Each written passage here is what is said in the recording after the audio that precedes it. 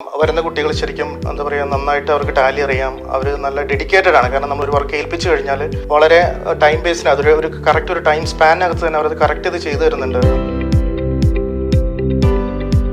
എൻ്റെ പേര് ഷാജി. ഞാൻ SRS അസോസിയേറ്റ്സ് എന്ന് പറഞ്ഞ കമ്പനിയുടെ റീജിയണൽ മാനേജറാണ്.